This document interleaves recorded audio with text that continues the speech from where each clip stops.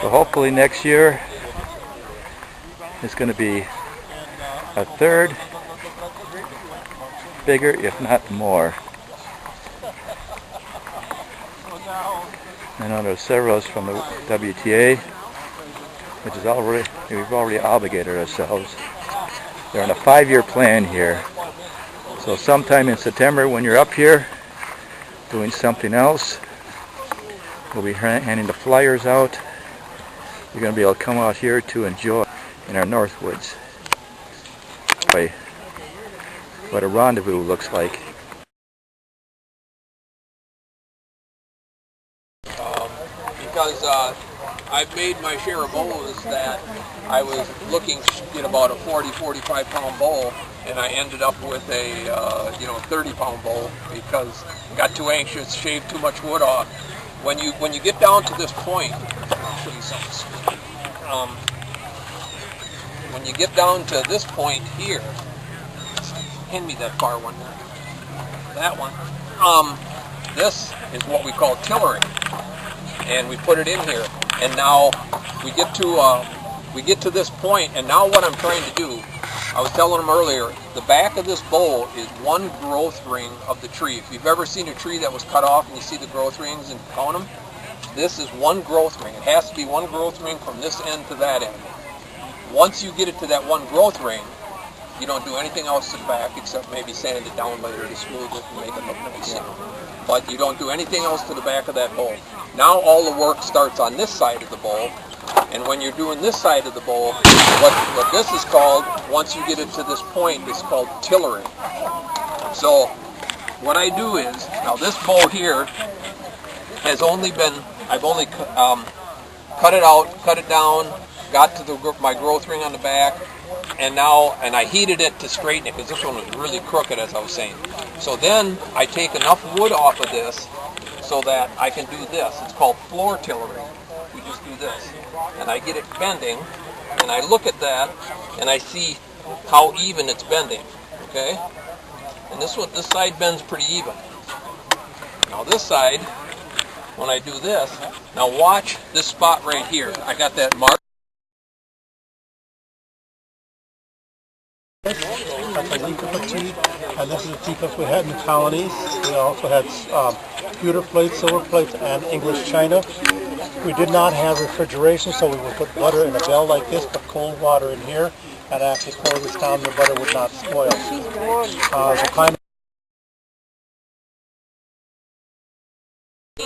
You look inside a piano, what you're going to see is a harp lying down flat, getting hit with little hammers. This is where it all started. I move, I can't see. Brian said no, I can't see. Then you need to find a spot. Don't worry, we'll switch out, okay?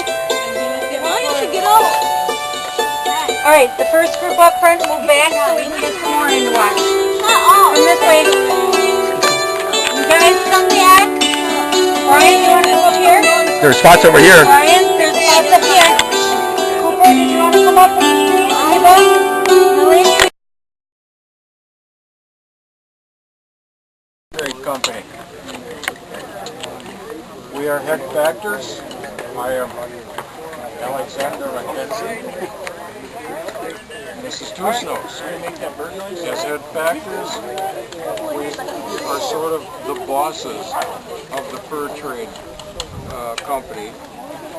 In other words, we maintain the records, of which I do here, of furs being taken in to trade with our goods, which are beads, cloth, cooking pots, pans, tomahawks, firearms, powder, lead, and what have you.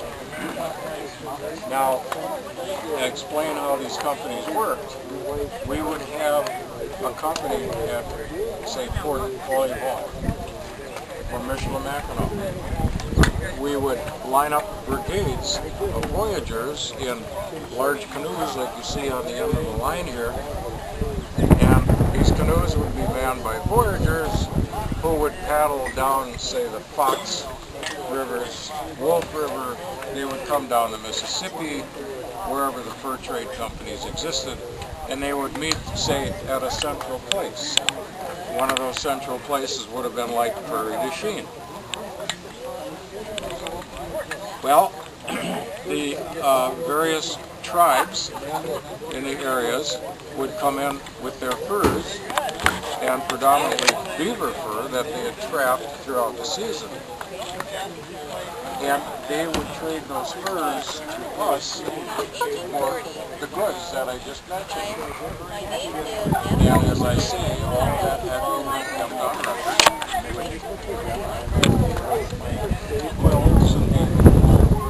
And things would work out pretty well. The people would get their, the American Indians, the trappers would get their trade goods that they needed, and we would get the furs that we would take back up the rivers to Michilimackinac, Bonneval, or wherever they were going. These, in turn, the furs, the beaver fur, would be sent overseas to England or France, and then the fur, the beaver fur, which would be the guard hairs, would be shaved off. That would be the inner fur, and somebody might even correct me on that. But the inner fur was used to make felt, and the felt was used to make hats. These were called beaver hats or cocked hats, which was a fashionable wear of the 18th century. And that's what the fur trade was all about, making hats. I will introduce Two Snows again, and he will explain his duties and functions, and we will ask, or if you have questions, feel free to ask. Basically, we are dressed in common everyday casual wear, similar to what you're wearing. Little warmer. If I would even take my waistcoat off, that would be considered very rude. I'd be half naked at that We point. would not be dressed properly. So, but as such, dressed as such, I'm a civilian, but I'm also in the militia. In the militia, I'm armed with the British brown vest, or otherwise known as a short land pattern musket.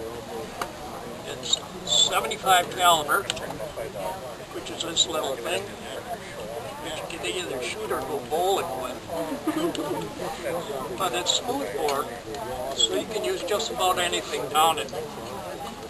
Large ball, buckshot, bird shot, doesn't matter. Matter of fact, even in General Gage, after the Battle of Three Hill, otherwise known as Bunker Hill, complained to George Washington that those cowardly colonials were shooting scrap iron at him. Darn colonials. The way this thing's loaded, you have an cartridge, which is normally carried in a cartridge box such as this. There could be 12 to 24 rounds in there. Take your loaded cartridge, which has ball, powder, paper, that's all it is. Bite off the end, put the dust and the powder in the pan. Figure up everything else down the barrel. It all goes down there. Bring it to full cock and fire. You only had one shot. That's when you switched over to this. Now this is what makes a British soldier the best in the world. It is their best free, best just hunt. And the hell out of this. I'm sorry, what? For drinking, for cooking, for washing up. Whoa, look at all the This is probably bigger than this. Well, see, this is a cartridge that you make up, and it has a ball like that inside here, and then you'd put the powder in behind that. And then you put the whole thing down this barrel. Well, this one is called New England Power. That's what this is for. Yep, that's for bird hunting. This rod is squirrel, all that rod, deer with all the way down. Can you save it for me?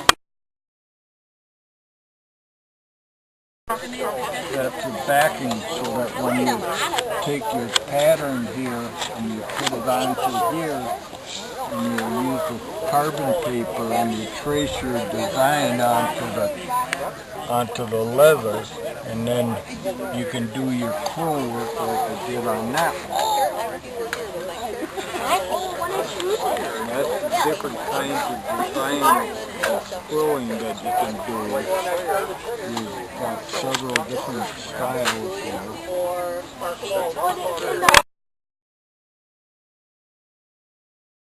Have any of you people ever heard of Dragon Glass? And what is that series on TV, the King of Thrones or something of Thrones? The hero has a dagger made out of dragon glass, and that's what obsidian is. So, anyway, it has to be shaped by chipping and by a process called direct percussion, indirect percussion, and pressure flaking. And what I'm doing now is called direct percussion. I set up that edge just right and hit it just right, and you see this thinning flake that came off? That's how it's all shaped. That's actually the whole story. And all the chipping has got to come from the edge. Now this one has a lot of work to be done on it yet. And what I'm doing now is I'm just getting it thinned down, and then as it gets thinned down, I'll kind of see what I want to make out of it. Knife blade or whatever. Now here's another example of a flake I've been working on that's just about thinned down. As you can see, it's kind of sort of got the shape of an arrow point or a spear point. So at this point, I take what's called a pressure flaker, and I finish shaping it by pressing off the flakes like this. And what I'm doing now is finishing the shape, sharpening it, and I'll notch it the same way. Now I am using, so that's actually a pretty sharp edge as it is, but it will be turned into a nice spear point, and then I'll notch it with this tool too. Now I am using I'm using copper tools. Traditional tools are antler billets or hammers and antler tines for pressure flaking. The reason most people have gone to copper is because now antler is getting a little hard to find, and it's getting very pricey too. And I need some pretty heavy antlers to do my initial flaking, and who's going to cut up their trophy deer so I can chip my arrowheads too. That's another problem. Plus, a lot of this antler is going over to the Mid-East. They do God knows what with it. So, most modern knappers have gone to copper, and they work quite well too. So, once we have chipped out our arrowheads and knife blades and spear points, this is what we make out of them.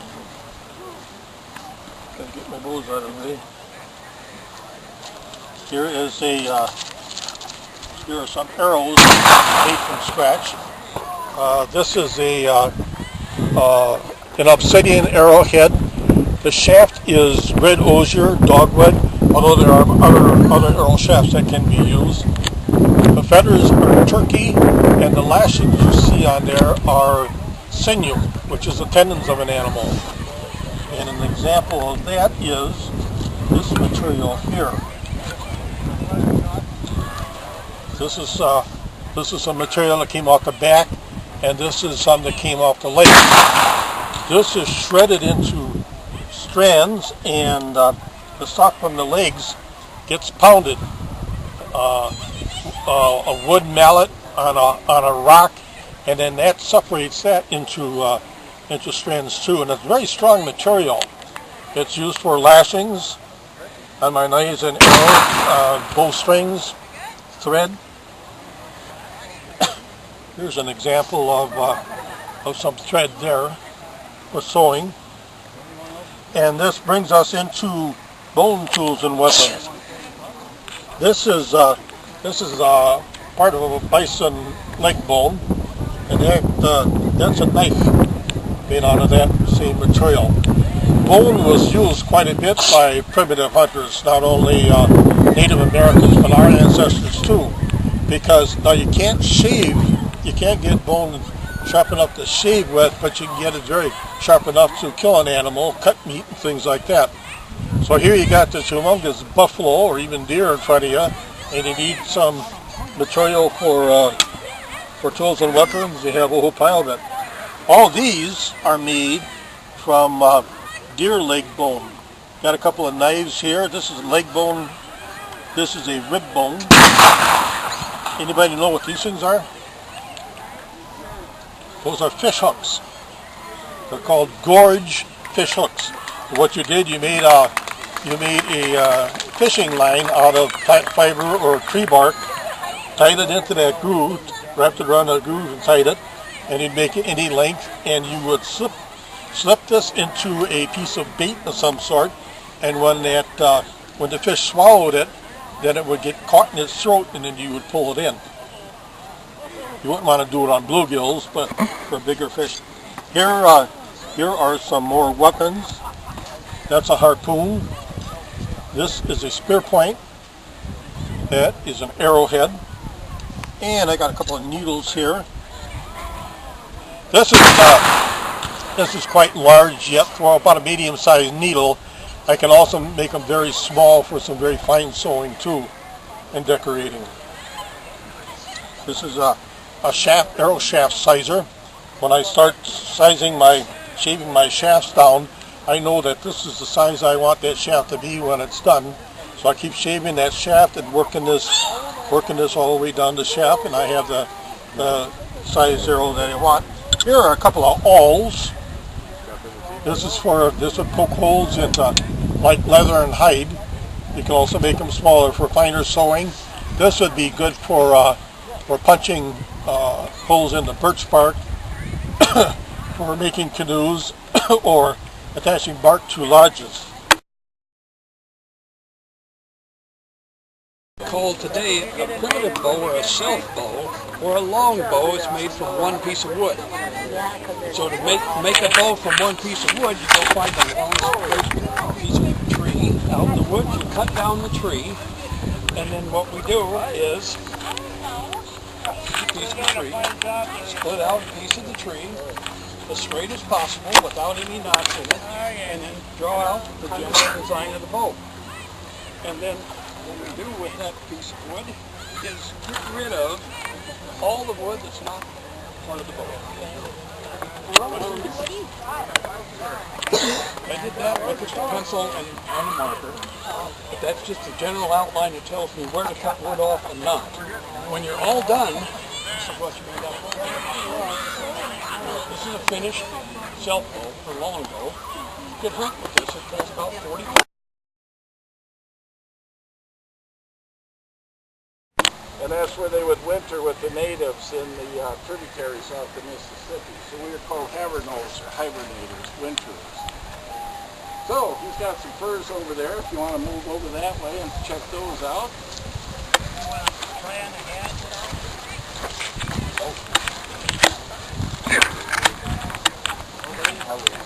Okay. Well, as I put this hat on you, you became a foxy guy. As the coyote. Yeah, Mason. Hey, you look good in that. So, what type of fur is this? Anybody know? Very common around here. Yes? No. It loves the water. Beaver, right. So you can pass this around. This is a beaver. So in the 1700s, the type of hats they made from the beaver skins would have been like this. And there was a term called Mad Hatter. Did you ever hear of that? Like Alice in Wonderland, the crazy guy going jumping around, he was a Mad Hatter. Well, that was a real term that came from these hats. What they did to stiffen the hats, they used mercury. And unbeknown to only the very wealthy could afford those hats. So the mercury would seep into their skin and people would go crazy. And so to protect them, they put a leather ring on the inside. So heavy. So I would have carried something like this. This is what we call a corn boiler or a bucket. It's got a lid attached to it. I could drop my water in there in the morning, and then my beans. You guys, how do your beans come now when you get beans at the grocery store? In a can, yeah, and they're wet, and they got, you know, more gravy with them or something usually. My beans at the time would have came dry, so I'd have took and reached in my bag and grabbed a handful or two and dropped them in this, and I'd have carried this with me all day while I was out on my trek or my longhorn. And then at the end of the day, they should have been soft enough. I could take them and put them over my fire, heat them up, and then I could have beans and water for dinner. If I was lucky enough along the way to pick up a squirrel or rabbit, maybe have a little venison left over, you know, I'd throw that over the fire and cook that for supper. That there is beef, actually. I had to take the cheaters route and go to the grocery store. I'm not a very good hunter. But along that route, I wouldn't carry metal tools with me or metal utensils. It's just a heavy burden that I wouldn't have to have. Other than my knife, I can make everything I need. You know, make my spoons. Here's a larger version of a noggin or a bowl. It's got a yep, it's called a noggin. It's got a toggle on it. I would take this, tuck it under my belt, and that would go with me everywhere I went. So I've always got my eating vessel with me. I'm never going to be without it. What you see on this blanket is things that I would carry in my possibles bag. And what you see here is everything that I would carry with me other than a bed. If you're going in front, you need to sit down. All right, I'll talk loud. Can everybody hear me? All right, good. Now, Have a seat if you want to have a seat, but don't stand in front. Stand in back if you're going to stand. lesson for you. This is what the whole fur trade is about. This is why the Europeans wanted to come over here and trade Corbin with and the Tony, Native we can't Americans. see over you guys. Anybody got an idea what this is? Huh? That's a beaver. Beaver, right. There's the beaver's cousin. Who's this? Muskrat. Rick. All right. Now, the beaver was very plentiful, very desirable. They would capture the beaver, skin it out, send the hides back to London, Paris, later on New York, and if you take the hide and you go like that, underneath there is a real thick gray fur felt. And if I pass that around to everybody, there won't be any fur left on here, so you'll have to believe me. Same thing with the muskrat, same thing with any animal except the human. Pull that back, see that real thick gray fur felt in there? That's what they wanted, because that fur felt was used to make what? To make this absolutely excellent, perfect hat. That's a fur felt hat. That's better than cool. This hat's been everywhere from Montana to Utah. It's 25 years old, and there's dust on there from every state. I suggest you don't smell it.